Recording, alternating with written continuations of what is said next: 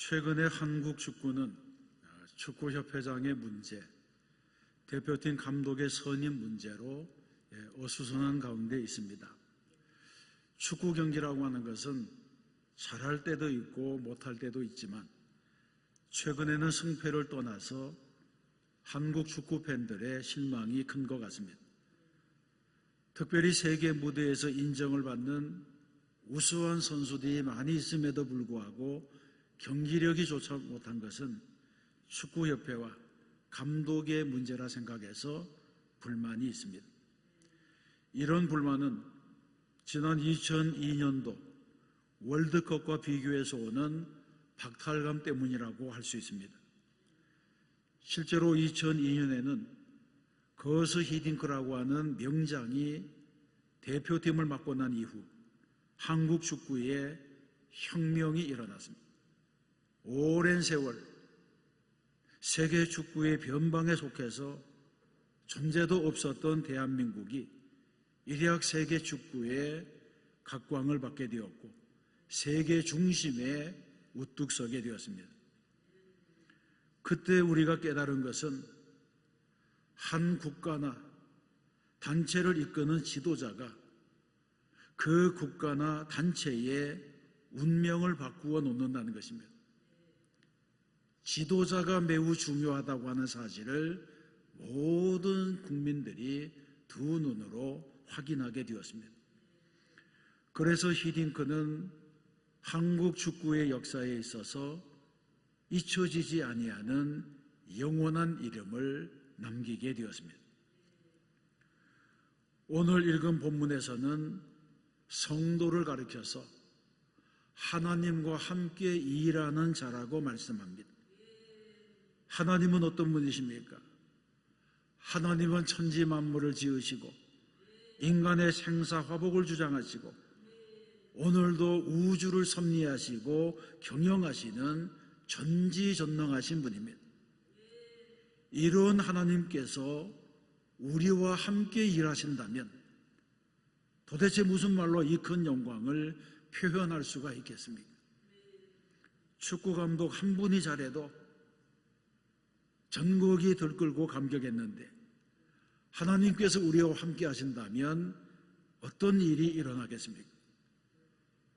이런 말만 들어도 벅찬 감동, 환희와 전율을 느끼지 않을 수가 없습니다. 이것이야말로 은혜의 사건이기 때문입니다. 그러면 이 큰 은혜를 받으려면 어떻게 해야 합니까?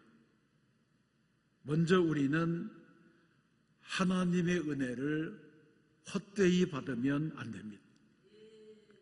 오늘의 본문에서도 하나님의 은혜를 헛되이 받지 말라 이렇게 말씀했습니다. 하나님의 은혜는 값없이 주시는 선물이지만 우리는 하나님의 은혜를 헛되이 받아서는 안 됩니다. 인간은 본래부터 하나님의 은혜를 받아야 살도록 지음을 받았습니다. 창세기에 보게 되면 아담의 삶은 전적인 은혜의 삶이었습니다. 아담은 자기가 수고하고 얻은 삶이 아니라 하나님께로부터 받은 공짜로 받은 삶을 살았습니다. 실제로 아담은 천지 만물이 창조될 때에 한 일이 없었습니다. 아담이 이 세상에 있기 전에 하나님께서 엿새 동안 천지 만물을 다 이루어 놓으셨습니다. 아담이 눈을 떴을 때 그때는 이미 완벽한 세상이 선물로 준비되어 있었습니다. 시편 104편 24절에서도 여호와여 주께서 하신 일이 어찌 그리 많은지요. 주께서 지혜로 그들을 다 지으셨으니 주께서 지으신 것들이 땅에 가득하나이다. 이렇게 말씀합니다. 아담이 이 땅에서 눈을 떤 첫날이 바로 하나님께서 창조를 마치시고 쉬신 날입니다. 안식일입니다. 창세기 2장에서도 하나님이 그가 하시던 일을 일곱째 날에 마치시니 그가 하시던 모든 일을 그치고 일곱째 날에 안식하니라고 하셨습니다. 안식일이 아담에게는 이 세상의 첫 번째 날이 된 것입니다. 그래서 아담은 하나님이 쉬시는 날부터 인생을 시작하게 되었습니다. 다시 말해서 하나님께서 다 이루어 놓으신 것, 하나님께서 완벽하게 준비하신 것을 이제 믿고 순종하고 따르기만 하면 다른 모든 것들을 은혜로 받아서 살아갈 수 있게 된 것입니다. 하나님께서 창조하신 세상에서 은혜로 살게 하셨습니다. 아담은 천지 창조에 한 일이 없지만 하나님과 교통하고 하나님과 교제하며 하나님의 은혜를 받아 살게 되었습니다. 하나님께서는 모든 인생들에게 이 아담의 첫날을 보여주심으로 하나님의 은혜를 기억하고 그 은혜에 감사하며 살아가야 한다고 하는 것을 창조의 첫날 가르쳐 주신 것입니다. 그런데 아담과 하와는 하나님의 은혜를 거부하고 하나님의 은혜를 저버리는 일을 했습니다. 하나님이 다 예비해 놓으신 것을 누리면서 살기보다는 스스로 독립적으로 살겠다고 차려놓은 밥상을 물리치고 하나님을 떠난 것입니다. 이것이 바로 원죄입니다. 그래서 하나님은 아담에게 내가 내 아내의 말을 듣고 내가 내게 먹지 말라 한 나무의 열매를 먹었은즉 땅은 너로 말미암아 저주를 받고 너는 내 평생에 수고하여야 그 소산을 먹으리라. 땅이 내게 가시덤불과 엉겅퀴를 낼 것이라고 저주하셨습니다. 그러므로 인간에게 주어진 가시덤불과 엉겅퀴는 값없이 주시는 하나님의 은혜를 거부한 자에게 임하는 하나님의 저주의 상징이 되었습니다. 그러므로 우리는 이 세상을 살아가면서 하나님의 은혜를 저버리면 안 됩니다. 성경에서는 아담의 후손들에게 모든 사람이 죄를 범하였음에 하나님의 영광에 이르지 못했다고 했습니다. 그런데 하나님께서는 이런 인간들에게 새로운 길을 열어주셨습니다. 죄값으로 무거운 짐을 지고 헤어나지 못하는 인생들을 구원하시려고 예수님을 보내주신 것입니다. 인간은 죄악의 수렁에서 스스로 헤쳐나올 수가 없습니다. 모든 불의와 추악한 죄에서 그리고 질병과 저주와 사망의 고통에서 헤어나오지 못합니다. 그래서 그 아들 예수를 우리에게 보내주셨습니다. 이를 로마서에서 그리스도 예수 안에 있는 속량으로 말미암아 하나님의 은혜로 값없이 의롭다 하심을 얻은 자가 되었느니라고 하셨습니다. 그렇습니다.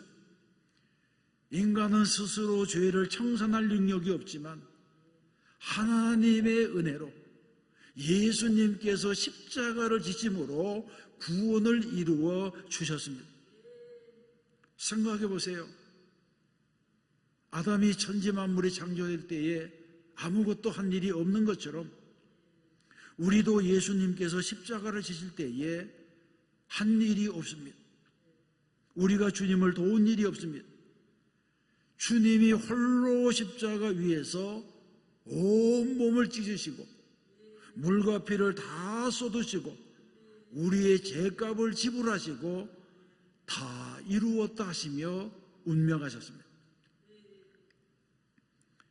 이것은 우리와 함께 이룬 것이 아니라 예수님께서 홀로 이루신 것입니다. 이것이 바로 은혜의 사건입니다. 우리는 다만 그 은혜를 믿음으로 받아들일 뿐입니다. 구원은 은혜로 말미암은 것입니다. 에베소서에서 말씀합니다. 너희는 그 은혜에 의하여 믿음으로 말미암아 구원을 받았으니 이것은 너희에게서 난 것이 아니요 하나님의 선물이라. 아멘.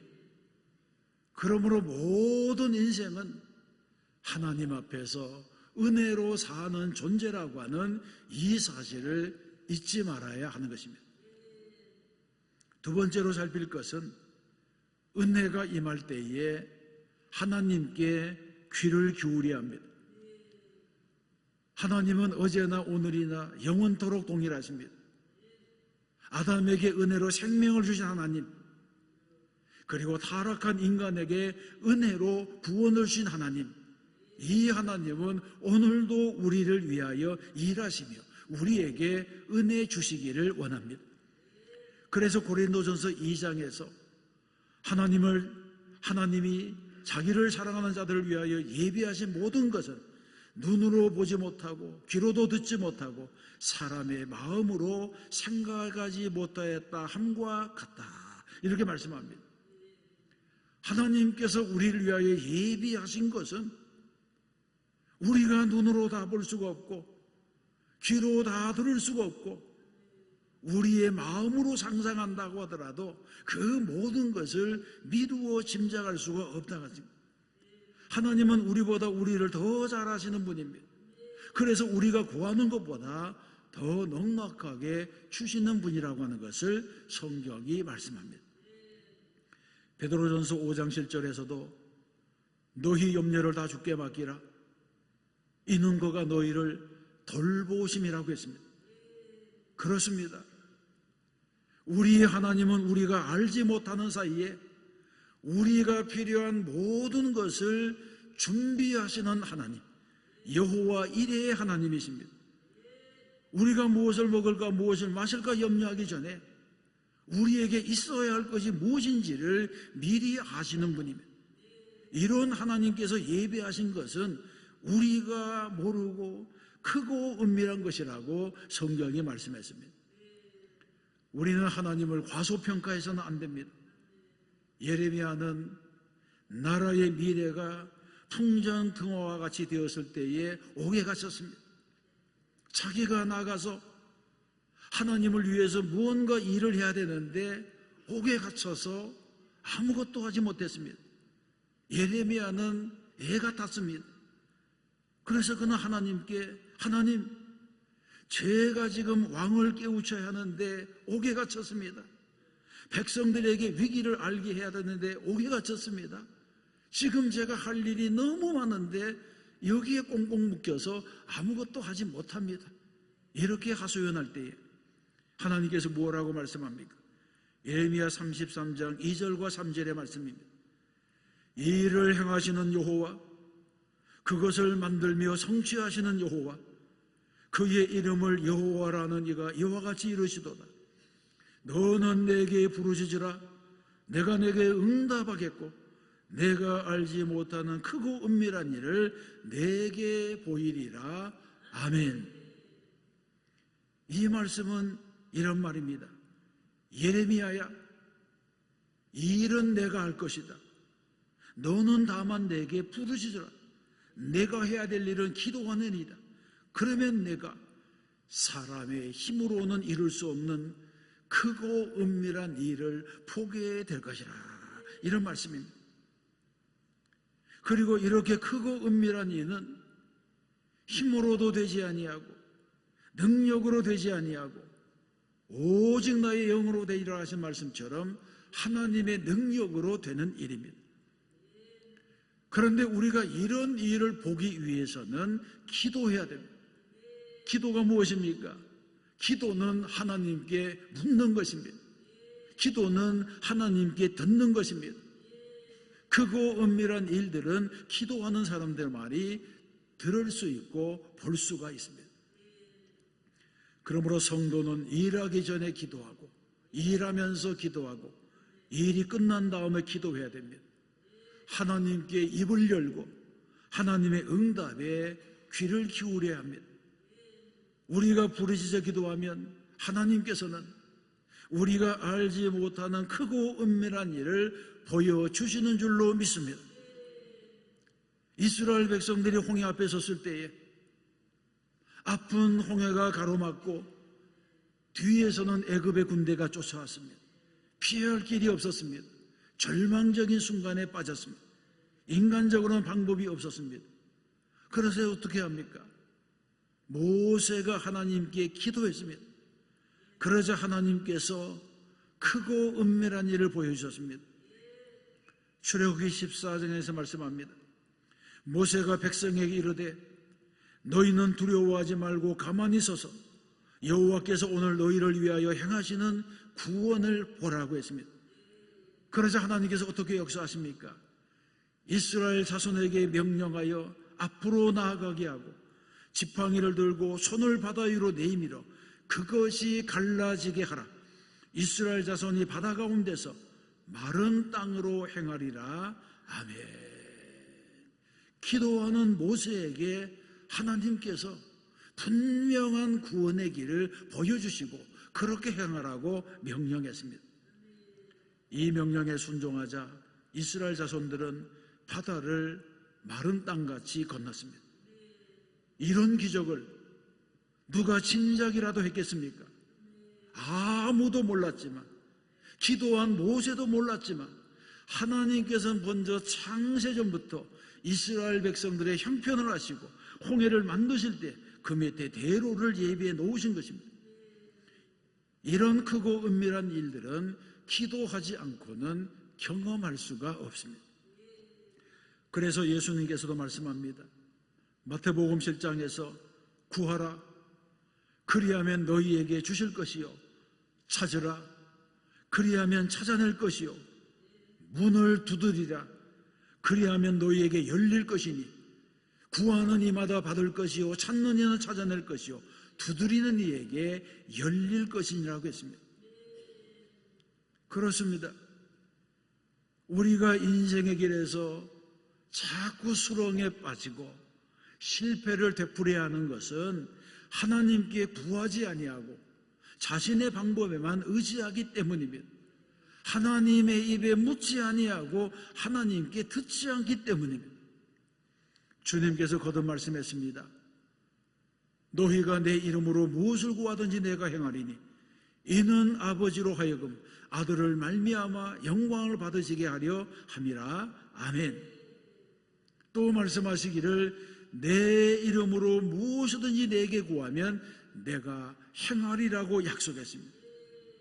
우리는 주님의 이런 약속의 말씀에 귀를 기울여야 하는 것입니다. 하나님께 맡기지 못하는 것은 불신앙입니다. 하나님께 맡기지 못하면 모든 염려와 근심, 걱정과 두려움이 나에게 무거운 짐이 됩니다. 그러므로 우리는 기도함으로 담대히 하나님의 은혜의 보좌 앞으로 나아가는 성도가 되어야 할 줄로 믿습니다. 세 번째로 살필 것은 주님은 구원의 날에 우리를 도우신다고 하는 것입니다. 많은 사람들이 자신의 힘으로만 문제를 풀려다가 더 이상 할 수 없게 되었을 때야 비로소 천부여 의지없어서 손들고 갑니다. 이렇게 말하며 주님께 나옵니다. 그러나 지혜로운 사람은 미리 기도를 쌓아둡니다. 이런 사람들에게 하나님께서는 내가 너를 돕는 자로 함께 하겠다고 약속하십니다. 시편에서도 말씀합니다. 내가 사망의 음침한 골짜기로 다닐지라도 배를 두려워하지 않을 것은 주께서 나와 함께 하십니다. 주의 지팡이와 막대기가 나를 안위하시나이다. 아멘. 여러분, 인생은 결국 혼자입니다. 병원에 입원해 보세요. 수술실에는 혼자 들어갑니다. 보호자가 따라가지 못합니다. 죽을 때도 혼자입니다. 아무리 사랑하는 남편과 아내라도 함께 갈 수가 없습니다. 내가 사망의 음침한 골짜기를 통과할 때에 나의 곁에는 아무도 없습니다. 주님 외에는 나와 함께 하실 분이 없습니다. 그러므로 눈에 보이지 아니하고 손에 잡히지 아니할지라도 사망의 음침한 골짜기와 같은 세상에 주님만이 나와 함께 하심을 믿으시기 바랍니다. 주님의 성령이 나와 함께 계십니다. 그렇습니다. 우리가 사망의 음침한 골짜기, 깊은 동굴 속으로 들어가도 주님께서 나와 함께 계시면 그 동굴은 터널이 되고 그 터널을 통해서 더 좋은 곳으로 나아가게 됩니다. 주님이 함께 하시는 사람에게는 터널이 끝이 아닙니다. 시련이 끝이 아닙니다. 터널을 빠져나가면 새로운 길이 기다리고 있습니다. 푸른 초장 맑은 물이 있습니다. 그래서 지나고 보면 구원의 날에 내가 너를 도왔다, 이렇게 말씀하시는 하나님의 은혜를 깨닫게 되는 것입니다. 성경에 보세요.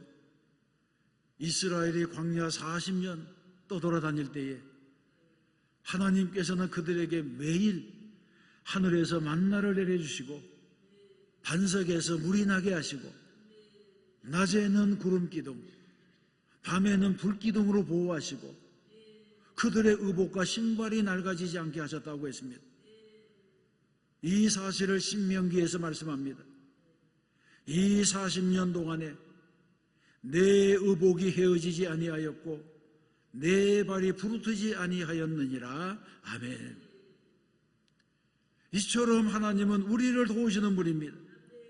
우리에게 길이 없을 때에 광야의 길을 내시고 마실 물이 없을 때에 사막의 강을 내셔서 택한 자들로 하여금 먹고 마시게 하시는 분입니다. 그뿐만 아니라 예수님께서도 우리를 도우십니다. 주님은 갈보리 십자가에서 우리를 적극적으로 도우셨습니다. 예수님께서 헛되이 몸을 찢으시고 피를 흘리고 죽으신 것이 아닙니다. 예수님께서 힘이 없고 능력이 없어서 못 박히신 것이 아닙니다. 주님이 명하시면 하늘에서 12군단이나 더 되는 천사들이 내려와서 지켜주실 수가 있는데 주님께서 힘이 없어서 십자가에 못 박히셨겠습니까? 우리 주님은 우리를 구원하시려고 제물이 되신 것입니다. 주님은 우리의 죄를 씻어주시려고 양과 염소의 피로 하지 아니하고 친히 속죄 제물이 되셔서 죽으신 것입니다. 이것이야말로 은혜 중에 은혜의 사건입니다. 이를 갈라디아서에서 그리스도께서 우리를 위하여 저주받은 바 되사 율법의 저주에서 우리를 속량하셨으니 기록된 바 나무에 달린 자마다 저주 아래에 있는 자라 하였음이라. 아멘. 그리스도께서 나를 대신하여 저주를 받으신 것과 나를 대신하여 십자가에서 몸을 찢으신 것, 이 모든 것이 은혜의 사건입니다. 이 모든 일은 은혜로 된 것입니다. 그래서 오늘의 본문에서도 내가 은혜 베풀 때에 너에게 듣고 구원의 날에 너를 도왔다, 이렇게 말씀하십니다. 또 말씀하시기를 보라 지금은 은혜 받을 만한 때요 보라 지금은 구원의 날이로도 했습니다.